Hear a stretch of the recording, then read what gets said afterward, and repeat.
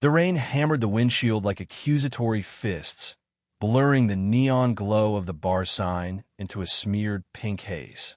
I gripped the steering wheel, knuckles whitening as Sarah's Instagram story looped on my phone, propped against the dash. Stuck with a boring boyfriend tonight. It read, her words glowing in that playful font she loved, accompanied by a selfie.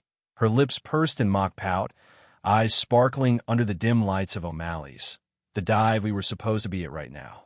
My thumb hovered over the reply button, heart thudding not from the storm outside, but from the hollow ache blooming in my chest. I type, not for long. Sent. Watch the checkmark appear. Then the world tilted. I'd been late. Work ran over, the boss's endless revisions on a pitch that wouldn't land anyway. Sarah had texted earlier, light and teasing. Hurry up, or I'll start without you. Promise it'll be fun. I pictured her at the bar, nursing a gin and tonic, legs crossed in those black jeans that hug her hips just right, waiting with that half smile that always made me feel like the luckiest idiot alive. We'd been together 3 years, the kind of love that started with stolen glances in a crowded coffee shop and settled into quiet routines, Sunday pancakes, her head on my shoulder during bad movies. But lately, the air between us felt thicker, laced with unspoken pauses. She'd linger over her phone at dinner, laughing at notifications I pretended not to notice. Just memes, she'd say, waving it off, and I'd nod, swallowing the knot in my throat, because doubting her felt like betraying us. The bar's door swung open as I dashed inside, rain sluicing off my jacket in cold rivulets that soaked my shirt to my skin. The air hit me thick with stale beer and fried onions, the jukebox crooning some forgotten Springsteen ballad that twisted the knife of nostalgia. Sarah was at our usual corner booth, but she wasn't alone. A guy tall, broad-shouldered, with a jawline that screamed trust fund gym rat, leaned in too close, his laugh cutting through the din like glass. She touched his arm, fleeting but deliberate, and something in my gut uncoiled, a serpent of suspicion I'd buried deep. I forced a grin, weaving through the crowd, the wooden floor sticky under my boots. Hey, babe, I said, sliding in beside her, my voice brighter than I felt. The scent of her perfume, jasmine and vanilla, washed over me, familiar as a heartbeat, but tonight it carried an undercurrent of something sharper, like citrus laced with regret. She startled, then beamed, that radiant smile that could disarm a bomb. There you are. This is Alex, old friend from college. Alex, meet Jake, my better half. Her hand found mine under the table, squeezing, but her fingers were cool, almost mechanical. Alex extended a hand, his grip firm, eyes appraising me like I was a rival bidder at auction. Heard a lot about you, man. Sarah says you're killing it at the agency. His voice was smooth, polished, the kind that hid barbs and compliments. I mumbled thanks, scanning his face for tells. Nothing overt, just that easy confidence that made my own skin prickle. Sarah ordered another round, her laughter bubbling up as Alex recounted some story about a road trip gone wrong, her head tilting toward him in that way she used to with me, back when everything was new and electric.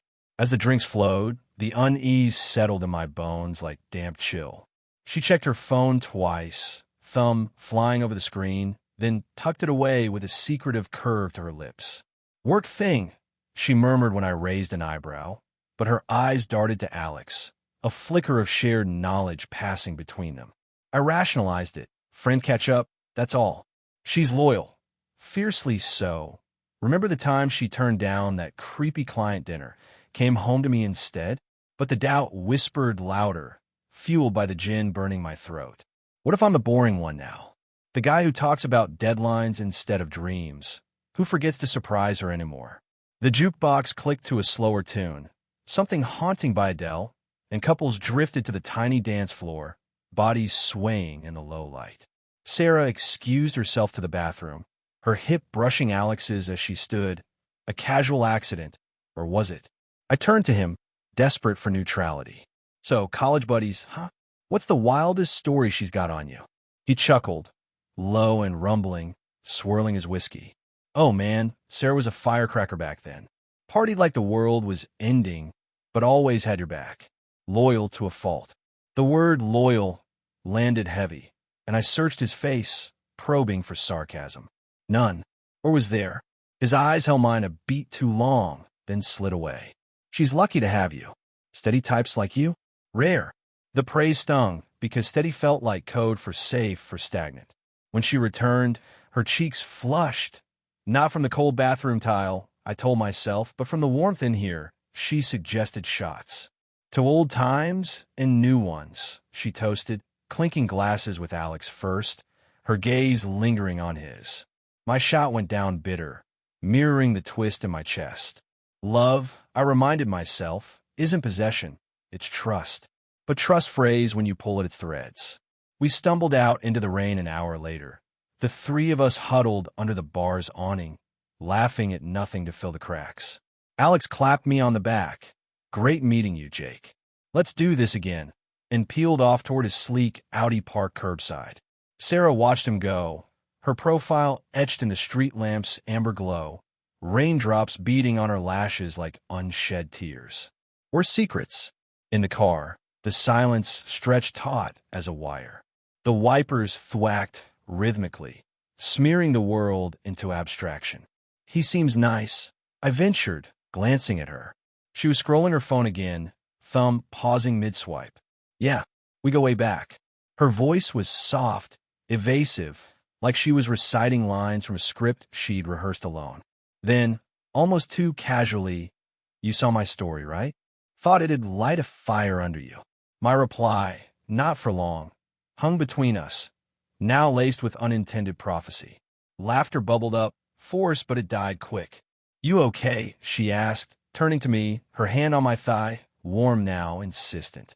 But her eyes, they held a shadow, a plea wrapped in deflection. Fine, I lied, accelerating through a puddle that sprayed the windows like shrapnel.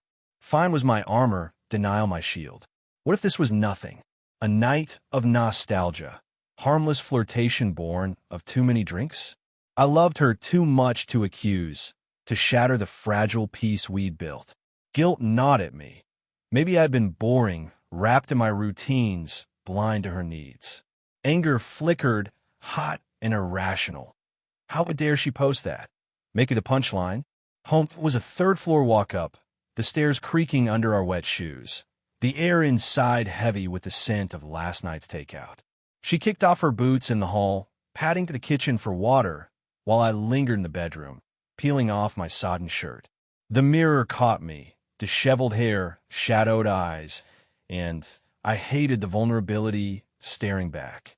On impulse, I grabbed her phone from a nightstand where she'd tossed it, the screen lighting up with notifications. Harmless, I thought, just checking the time. But the Messages app glowed open, a thread with Alex at the top. Tonight was everything. Can't wait for next time. Without the chaperone. Below it, her reply from 20 minutes ago.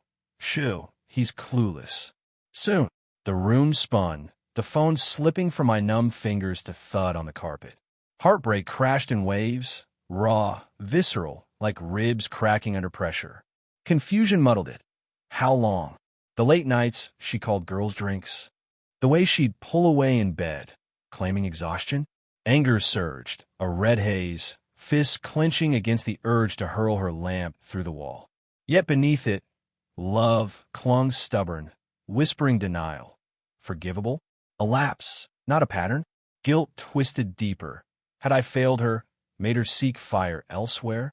She appeared in the doorway, glass in hand, her face crumpling as she saw the phone. Jake, oh God. The water spilled, forgotten, as she rushed forward, hands outstretched. It wasn't, it started as nothing. Alex he listens, makes me feel seen. Seen. The word exploded from me, voice cracking like thunder. While I'm busting my ass to keep us afloat, you're stuck with me. Tears burned my eyes, hot and unwelcome, but I didn't wipe them. Let her see the wreckage. Her touch on my arm was tentative, then desperate, pulling me close. I stiffened, the jasmine scent now choking, a lie woven into every fiber. We stood there, entangled in silence, her sobs muffled against my chest. Moral conflict tore at me. Push her away, and it clean? Or fight, drag the truth out thread by thread. Why? I whispered, the question ablaze. Was it me? Did I bore you into this?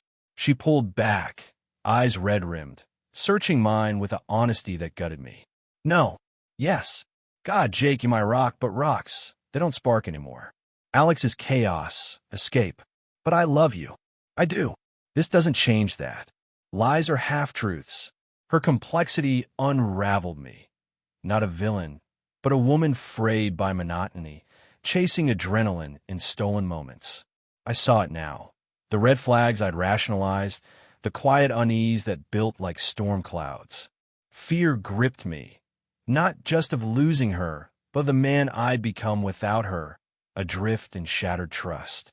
Dawn crept through the blinds, gray and unforgiving, as we lay side by side, not touching.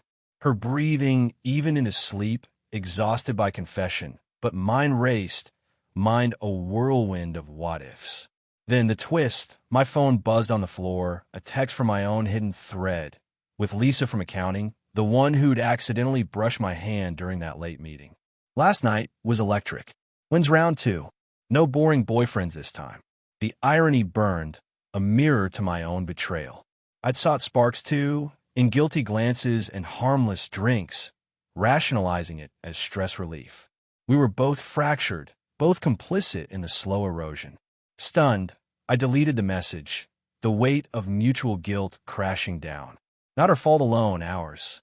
Reflective, I turned to her sleeping form, the love lingering amid the ruins, wondering if forgiveness started with facing our shared shadows, or some storms you just weather through, hoping the rainbow's worth the flood.